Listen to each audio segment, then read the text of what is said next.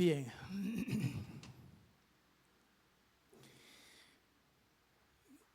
Deseaba estrenar esto.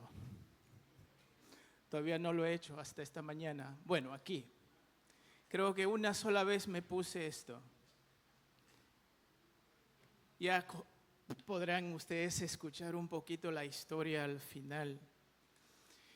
Y deseaba hacerlo a propósito, hermanos, porque no hay otro día más especial que el domingo de resurrección. No la hay. Porque ni el mismo nacimiento del Señor no tuviera importancia si es que Él no hubiera resucitado. Y ahora me están coronando. Bien, repito eso, porque eso es tremendo. Si es que Jesús hubiera nacido, que nos encanta la Navidad porque hay intercambio de regalos, pero eso no tuviera ningún propósito, no tuviera ningún mérito si es que el Señor no hubiese resucitado. Por lo tanto, hermanos, este domingo es trascendental. Espero que ustedes ya han podido calibrar un poco lo que está ocurriendo aquí, bautismos, cómo el Señor entró a la vida de esos hermanos. Pero todo ese testimonio que ellos han publicado ante ustedes no tuviera ningún sentido si es que el Señor seguiría en esa tumba. Gracias damos a Él que Él vive. Estaba meditando al pensar en este tema sobre la resurrección. Hay muchas prédicas que he preparado sobre la resurrección, pero este en particular me ha estado tocando mucho porque he deseado ponerme en la mente del apóstol Pablo. Y seguro que he venido pero bien reducido porque su mente era tan grande y el mío es tan chiquito. Pero de todas maneras tenemos el texto que Él nos ha dejado. Y quiero decirles que con el tema de la resurrección esta mañana, desearía lo siguiente. Sé que a nadie le gusta que los corrijan. Y cuando somos más inmaduros, peor todavía. Y si continuamos rehusándonos a la corrección a ser más viejazos, qué pena. Pero lucho con ello. Nadie quiere ser corregido. Desearía que al tocar este tema de la resurrección esta mañana, mi objetivo es corregir la distorsión del gran ingrediente de la fe. La resurrección, la gran disertación sobre la resurrección en 1 Corintios 15 tiene el objetivo de corregir la distorsión de el supremo ingrediente de nuestra fe. ¿Cuántos de ustedes han memorizado 1 Corintios 15, 58? ¿Se acuerdan cómo comienza? Así que, hermanos, amados míos, miren ese enfoque. Había hablado ya por 57 versículos sobre la resurrección y al llegar a este versículo, es un versículo que muchos lo conocen. El apóstol Pablo dice, así que hermanos míos amados, estad firmes y constantes, creciendo en la obra del Señor, siempre sabiendo que vuestro trabajo en el Señor no es en vano. Uno se preguntará por qué Pablo, al haber hablado de la resurrección, culmina precisamente con estos versículos. El tiempo. Se dice sobre el tiempo que más vale tarde que nunca. El tiempo el tiempo es el mejor maestro y también el tiempo es el mejor médico. Ahora, todos hemos aprendido estas verdades, son refranes que uno hasta lo ha captado también y seguimos captando la gran enseñanza, la sabiduría detrás de estos refranes. Cuando alguien dice que el tiempo es el mejor médico, muchos estamos pensando en lo que significa cuando decimos el tiempo lo cura todo. Esos corazones, yo recuerdo la primera vez que me rompieron el corazón. Pensaba que nunca me iba a sanar. Y ahora ya ni me acuerdo quién fue. ¿Se dan cuenta? El tiempo cura todo, dicen. Dicen que el tiempo es la mejor medicina. Pero yo quiero decirles que realmente lo que el tiempo ha hecho es nada más y nada menos que apaciguar, quitar la intensidad del dolor a tal punto que a veces ya no lo sentimos. Aquellas trágicas consecuencias que hemos tenido, aquellas trágicas experiencias que uno haya tenido, si hubiera ocurrido ayer, seguro estuvieras bien deprimido o bien deprimido, pero porque ocurrió ya hace 10, 15 años, ya no lo sentimos. Quizás lo recordamos, pero ya no nos afecta como nos afectó al momento de la ocurrencia. Pero yo quiero decirles que hay cosas que uno no debería dejar de recordar. Por ejemplo, si tú tomas medicinas para la presión alta, ¿deberías olvidarte de tomar tu medicina? A no ser que tu pariente nos llame para llevarte al hospital. Puede ser trágico. Hay cosas que uno no puede olvidar. Gracias a Dios que tengo mis lentes puestos hoy día y puedo ver a varios hermanos que no los he visto hace tiempo. Yurema, qué gusto verte. Gabriel se ha bautizado, familiares de nuestro querido Gabriel y muchos otros familiares están aquí.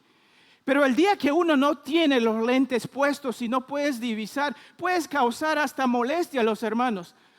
El hermano me ha visto y ni siquiera me ha saludado. Es que no tengo los lentes puestos, los veo borrosos. Hay cosas que no podemos tener el privilegio de simplemente dejar. No te olvides dónde pusiste el contenedor del veneno, por si acaso. No te olvides de apagar la hornilla. Puede ser que vuelvas si hay un incendio en tu casa. Y si eres casado, hermano, no te olvides cuando es tu aniversario. Hay consecuencias catastróficas que uno puede ocurrir y no puede darse el lujo de que el tiempo simplemente nos haga decir, pues me he olvidado. No, y Pablo, cuando menciona ese versículo en 1 Corintios 15, 58, es una manera de decir, hermanos, no se olviden de algo tan crucial e importante para nuestra fe. Eso es el contexto, lo que Pablo quiere decir aquí. Hermanos míos, amados, estad firmes y constantes. ¿Por qué, Pablo? ¿Por qué, hermano? ¿Qué había ocurrido con ellos?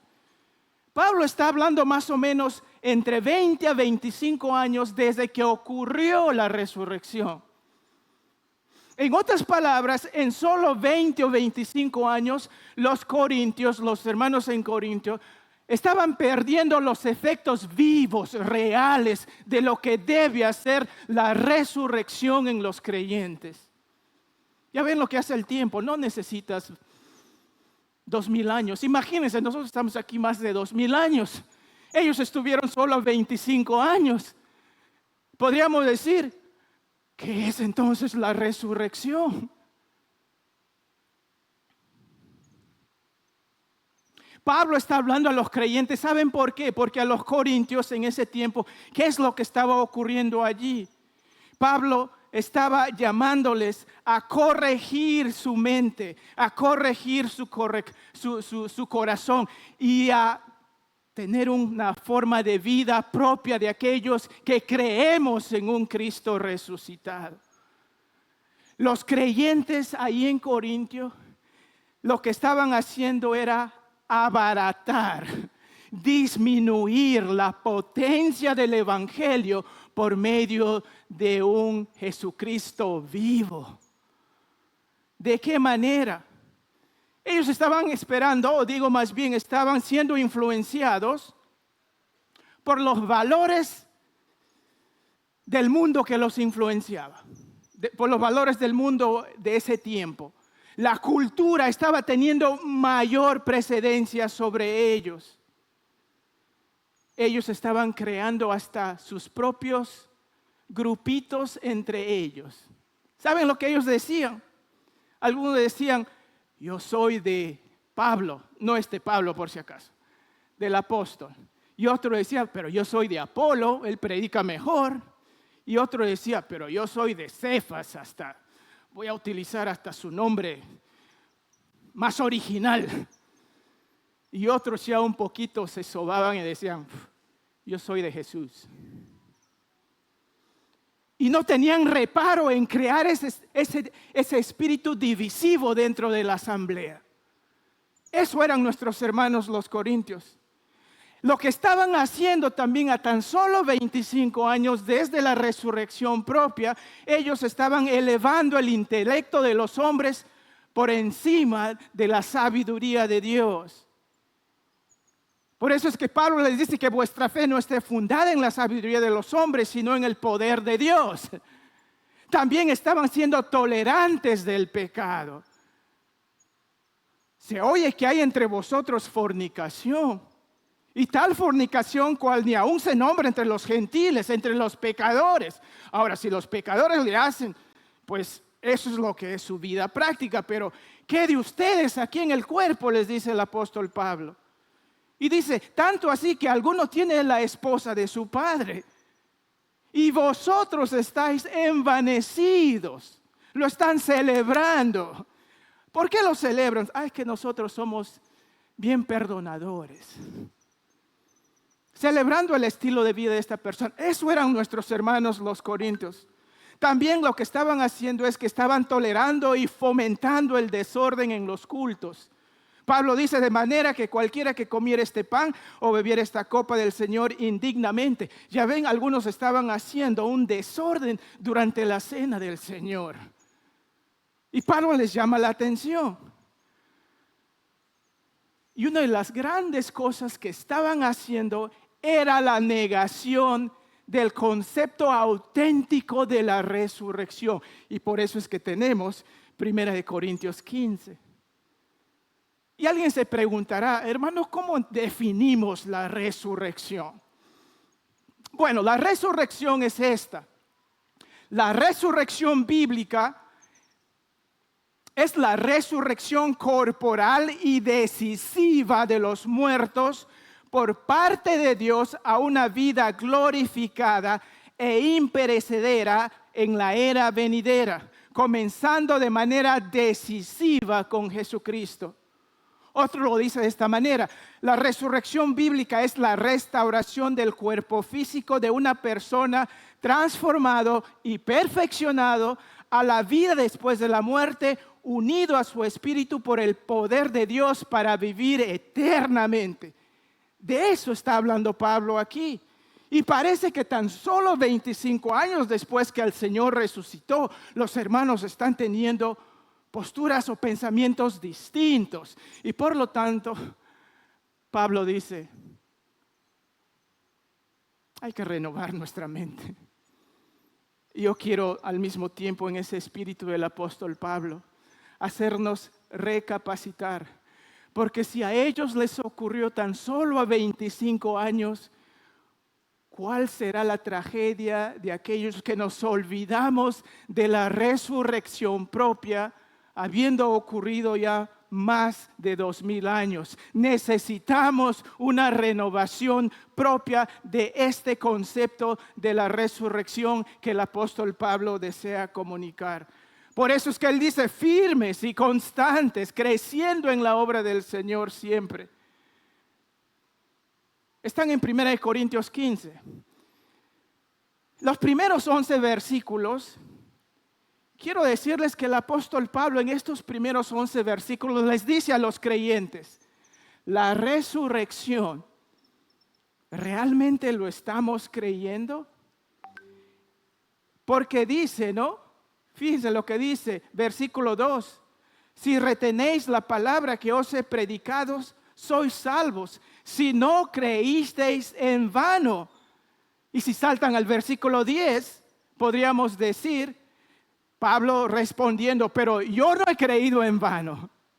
Versículo 3, os he enseñado a sí mismo lo que recibí, que Cristo murió por nuestros pecados conforme a las Escrituras, y que fue sepultado y que resucitó al tercer día conforme a las Escrituras. Versículo 11, porque o sea yo, o sean ellos, así predicamos y así habéis creído. En otras palabras, la pregunta que el apóstol está haciendo a los corintios es ¿realmente has creído en la resurrección?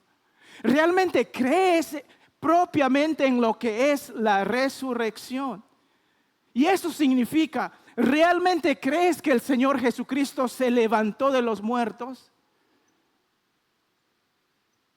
Alguien puede decir, lo creo en mi corazón, hermano. Como se acuerdan cuando Ezequiel Ataucusi murió y dijeron que iba a resucitar después de 3 días. No sé si se acuerdan eso. Y como no resucitó, ya tuvieron que meterle al hueco, porque ellos ya dijeron, es que ahora vive en nuestro corazón, pues. Eso es distinto a una resurrección propia. Sí, creemos que Cristo mora en nuestro corazón, pero aparte de ello, la realidad de que Él mora en nuestro corazón es que efectivamente Él vive. Él venció a la muerte. Si nosotros quitamos el concepto propio de lo que es la resurrección termina siendo nada más que un principio, un simbolismo, un pensamiento hermoso, un eufemismo de que ya no, su cuerpo está allí, pero es que ahora vive en nuestros pensamientos, ahora vive con su ejemplo. No, Jesucristo vive. Jesucristo está vivo, Jesucristo está en el cielo, Él venció a la muerte. Por lo tanto, cuando algunos piensan que la resurrección es algo así como un segundo aire, como una recuperación de una enfermedad o un repunte empresarial, hasta algunos dirían, una segunda oportunidad, una segunda carrera, si lo pensamos nada más de esa manera, no es la resurrección propia. La resurrección solo tiene sentido si el Señor Jesucristo ha resucitado. Por lo tanto, Pablo dice, si es que hemos fallado en creerlo, somos de toda la gente lo más desdichados. Y eso lo va a decir. Si es que Jesucristo es solo un principio, es solo un pensamiento, es solo un renacer emotivo, entonces realmente no tiene sentido seguir creyendo de que Él resucitó. Pero Pablo dice, pero la Escritura dice que Él debió resucitar, o sea, físicamente vencer a la muerte, conforme a las Escrituras. Y no es un invento de hombres. ¿Por qué? Porque Cefas lo vio, luego 12 los vieron, sus discípulos, luego más de 500, luego Santiago y luego los demás apóstoles y luego Pablo, dice. En otras palabras, tuvo que haber una ilusión en masa para decir que Jesucristo no resucitó. Por lo tanto, Pablo dice, ¿estamos realmente creyendo la resurrección? Si realmente Cristo resucitó y venció la muerte, quiero decirles que debemos entonces reconocer que hay una consecuencia en nuestra forma de vivir. La verdad es que hay gente ahora, hay gente en nuestro medio que niega la resurrección física del Señor Jesucristo. Ayer estuvieron tocando mi puerta. Se llaman los testigos de Jehová. Los testigos de Jehová no creen que Jesucristo venció a la muerte. Entonces, cuando vienen a mi casa, yo he tallado en un árbol grande en mi casa, ahí dice, Jesús es Dios. Y cuando tocan la puerta, les respondo, le digo, miren ahí el árbol. Le dice, sí, ¿qué dice ahí? Jesús es Dios. Bien, entonces, eso es tu respuesta. Él, como hombre, vivió una vida sana y santa. Fue Dios vivo. Lo que la palabra de Dios nos manifiesta es que Él era 100% Dios y 100% hombre.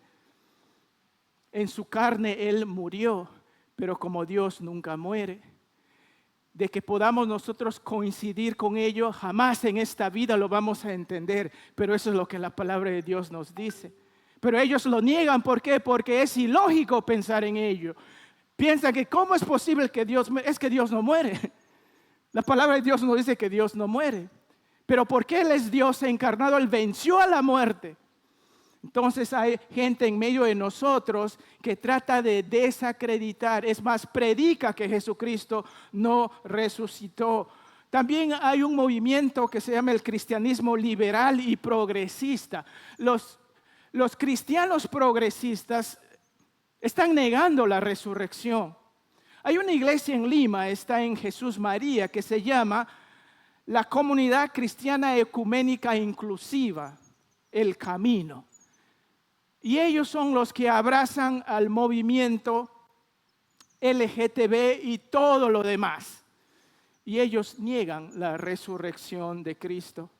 Hay formas en que nosotros podemos también estar influenciados con esa resurrección como símbolo, como pensamiento, como principio, mas no una resurrección del cuerpo cuando somos influenciados por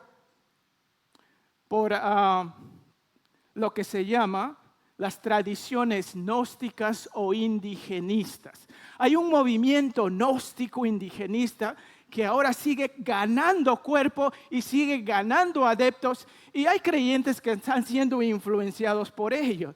¿Se han dado cuenta ustedes que muchos turistas van no solamente a la selva, sino también a la sierra para tener un encuentro espiritual? Hay una planta que se llama ayahuasca en la selva, que muchos. Y viajan por muchas horas y pagan abundante dinero. ¿Para qué? Para tener un encuentro espiritual. Y el único encuentro espiritual que van a tener es con el mismo demonio. Porque esto no es el espíritu que uno va a encontrar con el Espíritu de Dios. Y todo lo que es indigenista, todo lo que tiene un misticismo, a la gente lo va captando. Y muchos de nosotros estamos siendo influenciados por ellos, pero no se olviden que estos grupos disminuyen propiamente la resurrección física de nuestro Señor Jesucristo. Y Pablo dice, ¿crees realmente en la resurrección propia de que Cristo venció a los muertos? Entonces él va a pasar a decirnos dos pensamientos. Uno tiene que afinar su mente, y otro tiene que alinear su propia vida a los planes de Dios. Aquellos que son mecánicos seguro ya están pensando afinamiento y alineamiento.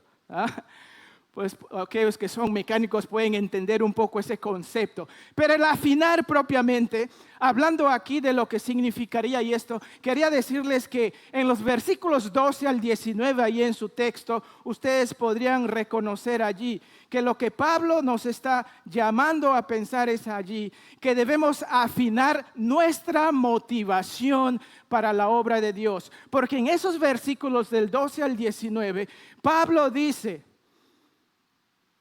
que prediquemos. Pablo dice que hemos creído. Pablo dice que testifiquemos. El apóstol dice que declaremos. Y el apóstol dice que esperemos en la venida física del Señor Jesucristo. Pero, ¿por qué creer? ¿Por qué predicar? ¿Por qué testificar? ¿Por qué tener esperanza si es que este Jesucristo no venció a la muerte? Con razón que el versículo 19, como ya los he dicho, dice, si nosotros predicamos, si nosotros creemos, testificamos, declaramos y tenemos esperanza, Si es que Cristo realmente no ha resucitado, entonces somos los más dignos de conmiseración. O sea, somos el más tonto de los tontos. Somos los más desdichados, los más dignos de lástima. Rebajamos la gran obra del Señor Jesucristo. Cambiamos el gran logro de Jesucristo que ha sido anticipado por las Escrituras si es que no creemos en la resurrección física de nuestro Señor Jesucristo. Pero gracias al Señor que sí creemos. Y recuerdo esta alabanza cuando cantamos lo siguiente, propiamente allí encapsulado que este Cristo vive, cuando dice, al Cristo vivo sirvo y Él en el mundo está. Aunque otros lo negaren, yo sé que Él vive ya. Su mano tierno veo, su voz consuelo da, y cuando yo le llamo, muy cerca está. Muchos de los santos en la historia decididamente creyeron que este Jesucristo vive. Y ruego, mis hermanos, que eso sea tu convicción. Debemos entonces afinar nuestra motivación. Tu motivación para creer, para servir, para predicar, para esperar, para declarar, se sostiene en el hecho de que Cristo vive. Si no, no tienes una motivación viva más que tu deseo personal. De repente tu deseo de figurar, de repente tu deseo de sentirte bien en el corazón. Pero si nuestro Cristo vive, entonces esto tiene un significado eterno. Luego Pablo nos pasa a decir versículos 20 al 28. Afinemos nuestra motivación para la obra de Dios, pero debemos también afinar nuestra comprensión de la palabra de Dios. ¿Qué grandes promesas tenemos en la palabra de Dios? Fíjense lo que dice el versículo 20. Mas ahora Cristo ha resucitado de los muertos, primicias de los que durmieron es hecho.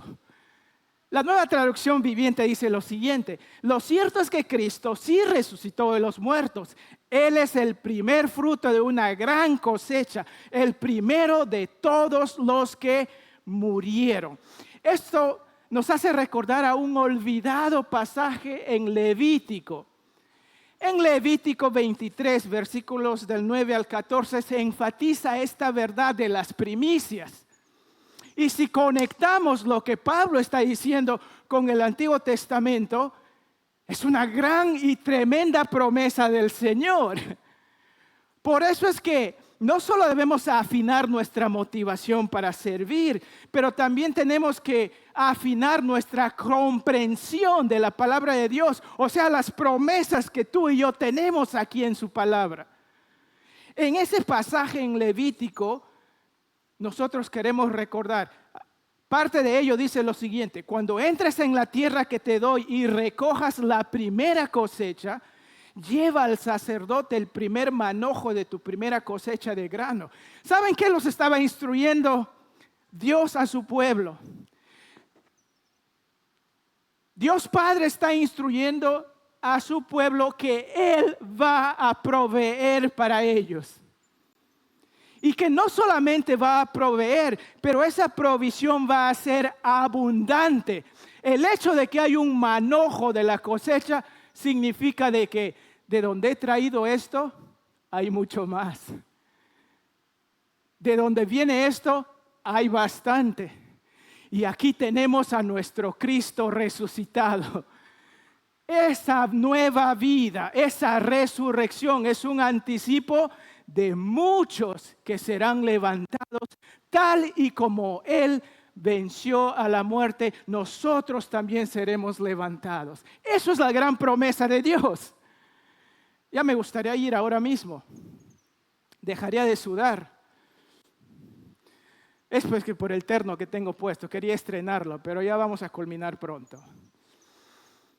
Qué tremendo, ¿no? Esta idea de las primicias. Jesucristo el primero. No hay ningún otro que haya resucitado como Él. Pero después de Él viene lo demás. Qué tremenda promesa del Señor. Y eso es el gran punto, de que nosotros tenemos que sostenernos de la promesa de Dios. Afina tu motivación para servir al Señor, pero también debemos afinar nuestra comprensión de la palabra de Dios por todas las promesas que nosotros tenemos allí. A veces vivimos como si estuviéramos derrotados, ¿no es así? Y yo sé que hay muchos hermanos que sufren con la depresión. Oh, cuánto anhelaría cambiar tu forma de pensar. Lo he vivido y sé de hermanos que luchan con la depresión.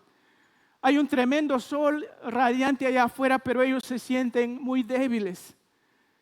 Debemos orar por esos hermanos.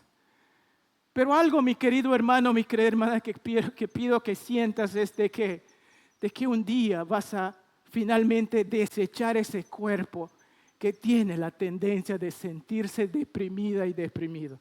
¿Cuánto me gustaría ya poder hacer eso? ¿A cuánto no nos gustaría ya tener eso? Es una promesa que sí va a cambiar. Es una promesa que sí vamos a vencer todos esos temas. ¿Lo crees? La palabra de Dios nos lo dice. Afinemos entonces nuestra motivación para servir. Al Cristo vivo sirvo. Afinemos nuestra comprensión de la palabra de Dios. Hay tantas promesas, créelo. Pero también debemos nosotros afinar nuestra visión para vivir como santos de Dios. ¿Cuál es tu visión para la vida? Amasar dinero, hacerte famoso, ser rico, esa visión se acaba. No te va a durar. Tienes que aspirar a algo más allá de esta vida. Pero si Cristo no ha resucitado, entonces mejor quédate con tu dinero. Quédate con las grandes cosas que quieres en esta vida. Pero buscamos la santidad. ¿Por qué? Porque Dios nos ofrece algo superior. Fíjense lo que dice. Debemos afinar nuestra visión para vivir como santos de Dios, porque habían algunos que se estaban bautizando por los muertos. Porque dice ahí, ¿qué harán los que se bautizan por los muertos? Si en ninguna manera los muertos resucitan. Esto es una declaración muy difícil y nadie sabe realmente lo que significa. Pero humildemente les voy a decir lo que significa. Bueno, creo que algunos no han captado la humildad ahí. Bueno, realmente yo tampoco lo entiendo, hermanos. Pero lo que sí quiero decir es que estos hermanos se estaban bautizando pensando en aquellos que ya habían fallecido. Y yo creo que lo que están haciendo es que yo quiero vivir de la misma manera como ese hermano vivió fielmente, así también yo quiero vivir. Y por lo tanto voy a seguir sus pisadas. Yo creo que a eso se refiere. Yo pienso esta mañana de muchos santos, han venido muchos santos esta mañana que no los he visto hace tiempo. Todos nos estamos perfilando detrás de algunos que ya caminaron detrás de nosotros. Qué bueno es tener ilustraciones de hombres fieles y sanos. Y cierto, nuestro gran paradigma es el Señor Jesucristo, pero hay algunos que nos hacen sentir inmediatamente, decir, hermano, ¿cómo puedo ser más santo? Qué bueno tener eso. Tengo una visión de vivir no como los jugadores de fútbol. Y saben que a veces siempre choco con eso. Por eso es que no me pongo ningún polo de un jugador.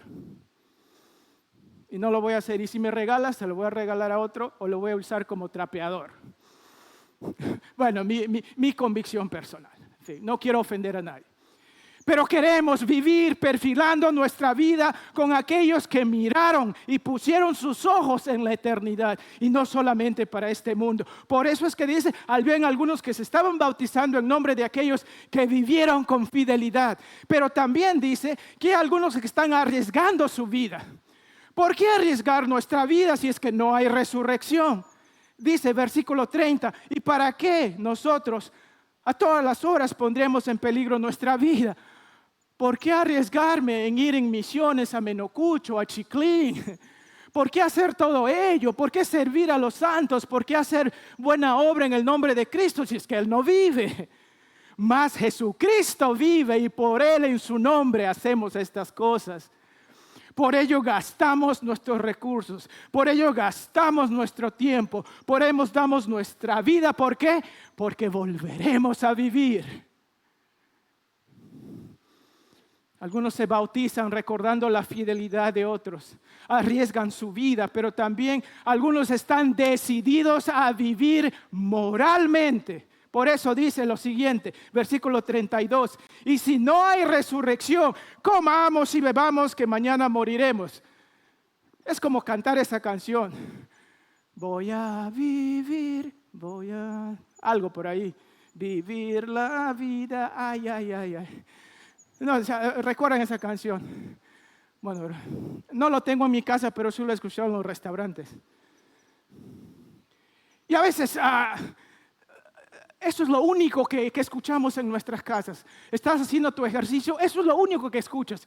¿Sabes lo que está diciendo allí? Que no hay vida después de esto y por lo tanto vive como tú quieras.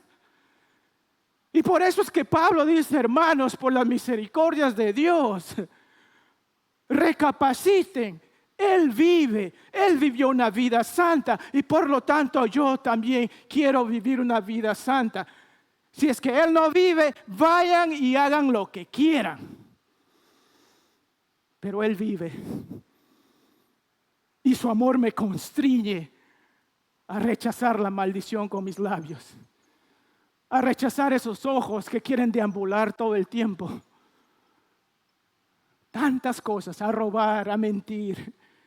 ¿Por qué hago esto? Porque mi Cristo vive. Pero también... no hay sentido separarse de los mundanos si es que nuestro Cristo no vive. Versículo 33. No se dejen engañar por los que dicen semejantes cosas, porque las malas compañías corrompen el buen carácter. Muchos estamos oliendo más al mundo, pero los domingos un poco de talco de repente nos va a hacer oler distinto. Mis amados, que el olor fragante del Señor sea constante. Y que cuando vas en medio de aquellos que huelen distinto, que noten que tienes un olor a Cristo. Por eso es que a veces no podemos tener éxito en la vida, porque estamos ahí, no huele distinto. Hasta no hay distinción. Ruego al Señor que el Espíritu resucitado, la vida resucitado de Cristo, te haga más santo. Y Él dice, hay gente, hay algunos entre ustedes, le dice a los corintios, que están aquí por la misericordia del Señor. Recuerda lo que el Señor quiere hacer contigo. Afinemos nuestra motivación para servir.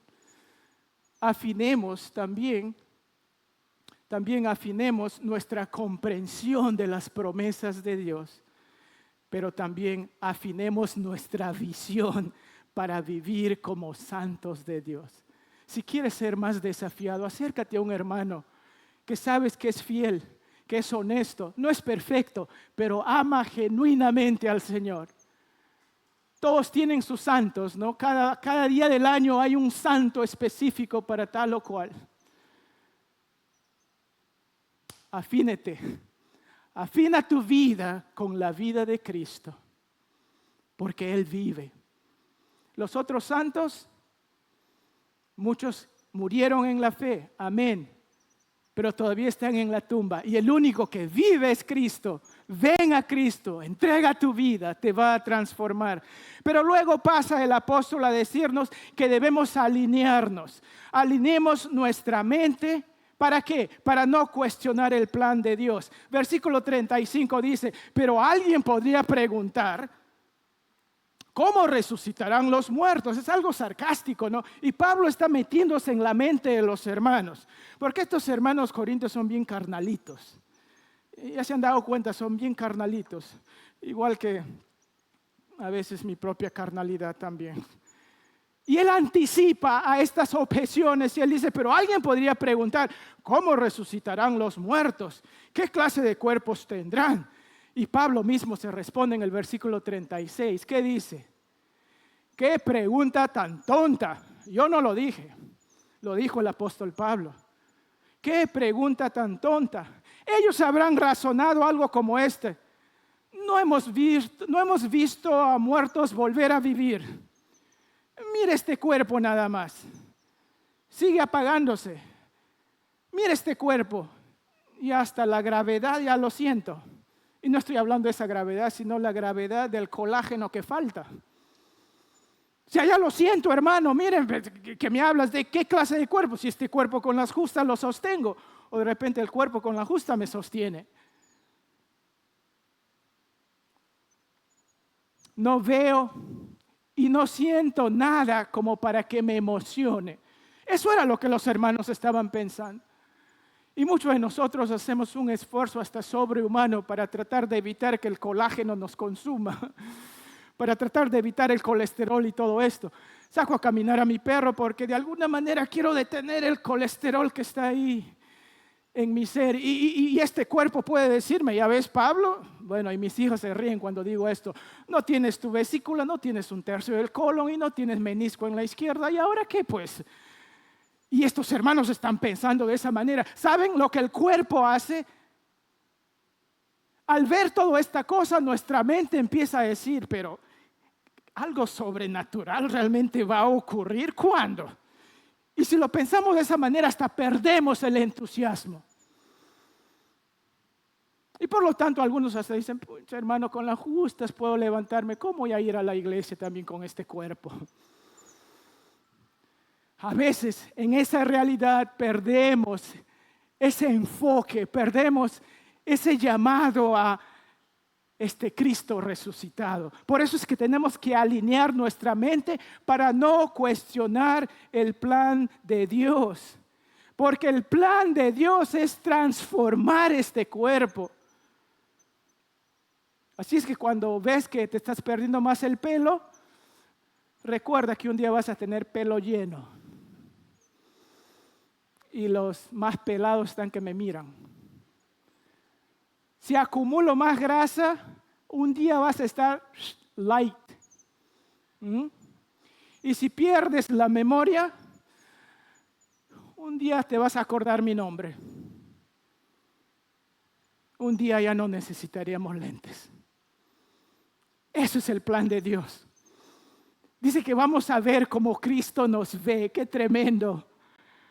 ¡Qué tremendo lo que el Señor tiene para sus hijos! Hermanos, animémonos por el amor de Dios a vivir como Él desea que vivamos.